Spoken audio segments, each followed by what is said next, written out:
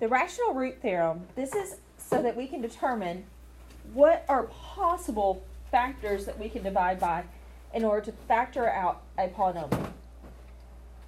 Earlier this year, we factored out trinomials, which is where we had the squared term. We've always factored out where we had a same number throughout. So we've gone bigger than that. But we've done only one that we've done with a cubic equation is if it was a difference or sum of cubes, or when we factored by grouping.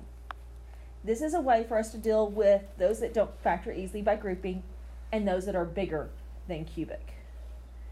Most of the time I'm going to give you cubic on a test just because it's going to be smaller numbers to deal with. Now, rational root theorem is a way for us to figure out what are the possible roots. Rational means it has to be a rational number that we're looking for right now. These are only the rational numbers we're finding. So it's not going to find the irrationals and it's not going to find the imaginaries. So this is a top section on those notes. If we're given a polynomial with integer coefficients, that means there's not fractions, there's not square roots, there's not imaginary numbers, those type of numbers. So all integer values. The possible roots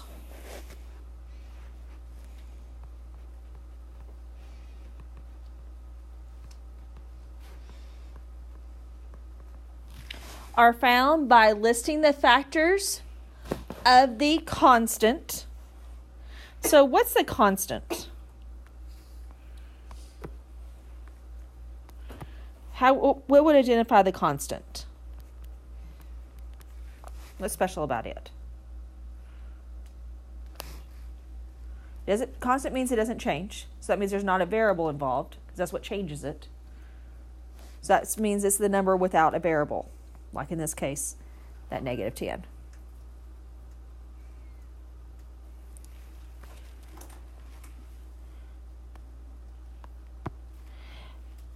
Over the factors of the leading coefficient. So the leading coefficient is the number, whether it's 1 or something else, that's in front of your highest exponent. So if they're not in order, look for your highest exponent, and it's the number in front. So in this case, 4 is my highest exponent, so it is the 6. Step 1 is going to be for us to factor those two things. So let's find the factors. All the possible numbers are going to divide into 6 evenly. So 1 and 6, 2 and 3.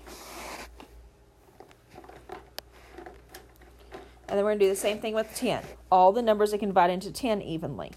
1 and 10, 2 and 5.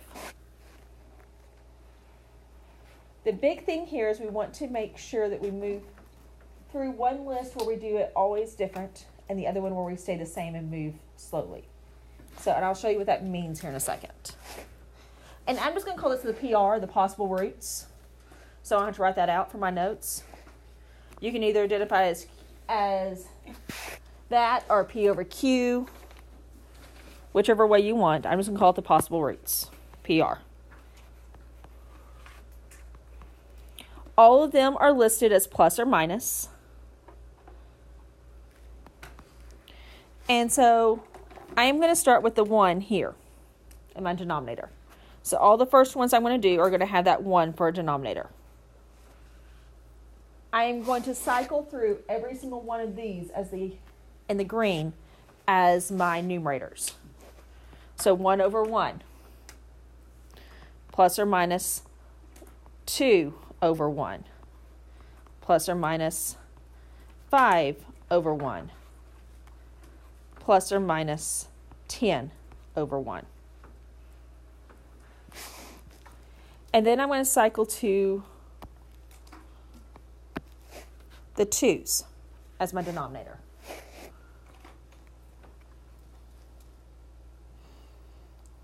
And do the same thing.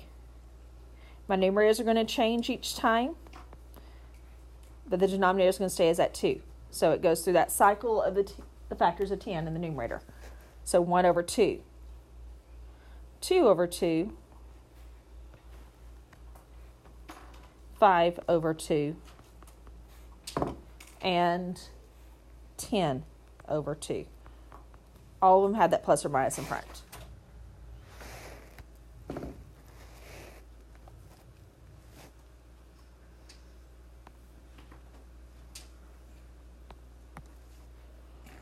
Then I'm going to do my 3, my denominator.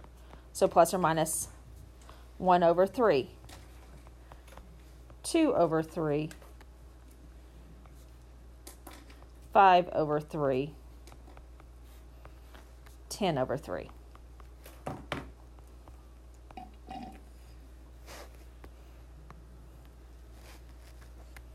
And then I have one more number. I'm going to put all these numbers over, and that's the 6.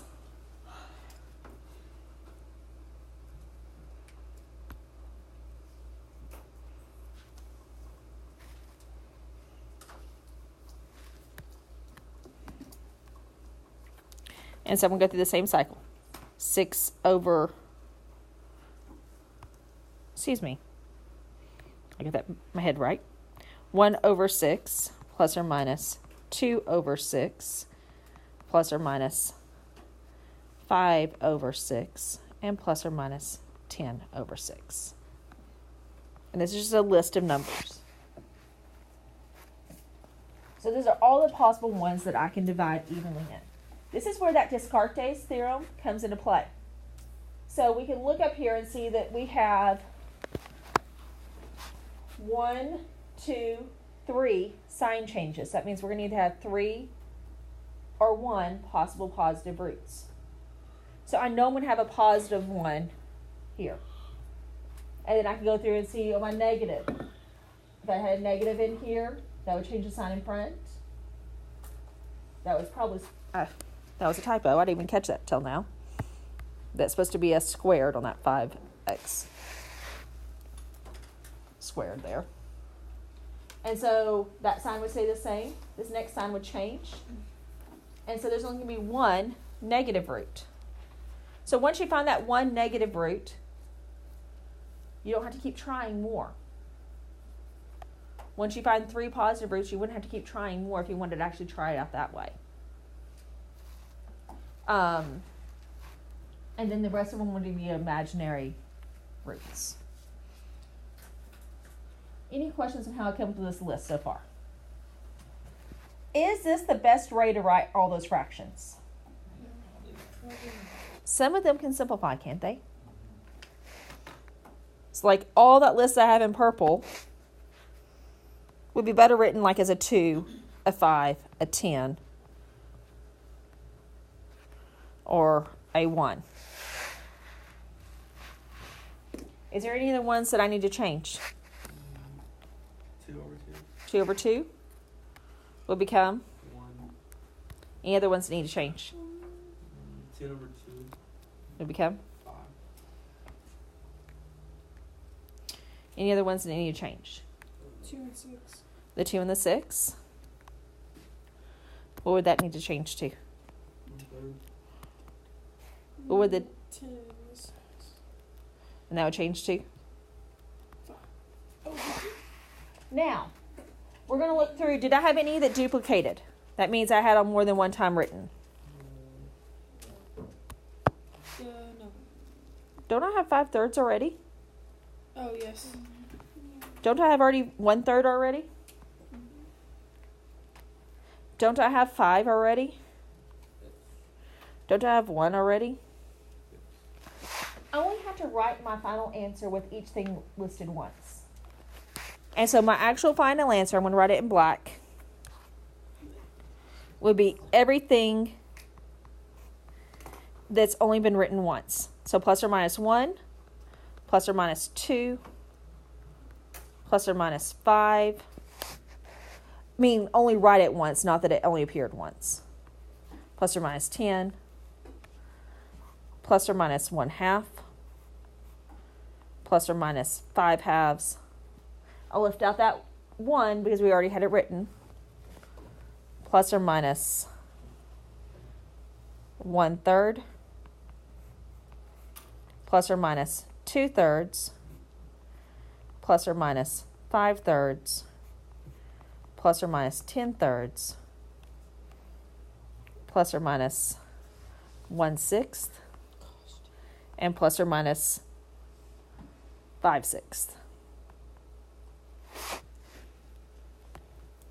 My recommendation is doing this on whiteboard so that you could take and erase and make that a 1, and erase and make that a 2, and so forth. It makes it less complicated as you're looking back at your list. You're not likely to make mistakes. I would still recommend marking out to where you can see behind it still on the ones that are duplicates to make sure that you didn't accidentally mark out too many. And you can go back and double check to make sure it really is listed before on your final list. This next part, the instructions we're going to add into on Monday. But I just want us to have another chance to practice finding the possible roots. So we're going to do it again for the possible roots only for this one. We'll fill in the directions for it and what the next step is on Monday. So if I'm looking for the possible roots, what do I need to identify first?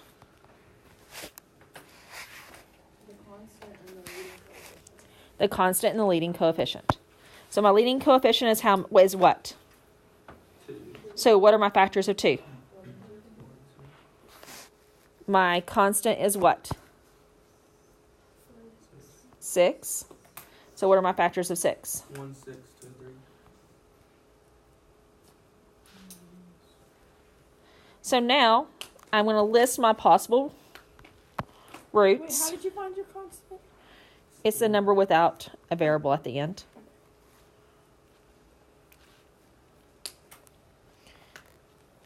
And so when I'm going through my possible roots, first one I'm going to do is with 1 as the denominator. And I'm going to cycle through my numerators. 1 over 1 plus or minus 2 over 1 plus or minus 3 over 1 and plus or minus 6 over 1. This one I'm going to actually do the way I would do it on a whiteboard where I erase it out. The next one I'm going to do is with the 2 as my denominator. Plus or minus 1 over 2, plus or minus 2 over 2, plus or minus 3 over 2, and plus or minus 6 over 2. So out of my orange numbers, is there any of them that need to be rewritten? Yes, the one. Actually, all of them. All of them. The 1 will become, 1 over 1 will become 1. 2 over 1 will become 2. 3 over 1 will become 6 over 1 would become 6. any of my blue numbers that need to be rewritten. 2 over 2. And 6 over 2.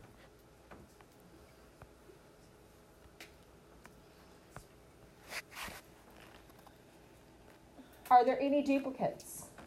The 1. The 1 and the 3.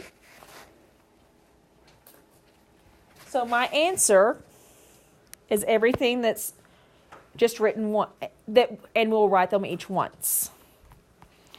I am not going to make you put these in order from least to greatest. You just have to list them in a way that I can read your handwriting.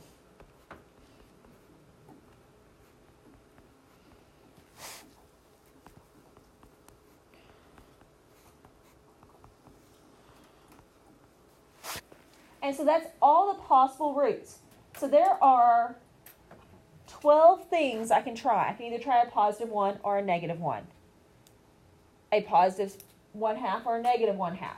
And so those are all the different ones that I can try. And there are going to be some of these that are going to end up giving you a remainder of 0. Once you find the one with a remainder of 0, then we're able to go farther and factor. But today, all your goal is to find out which ones are the possible rational roots.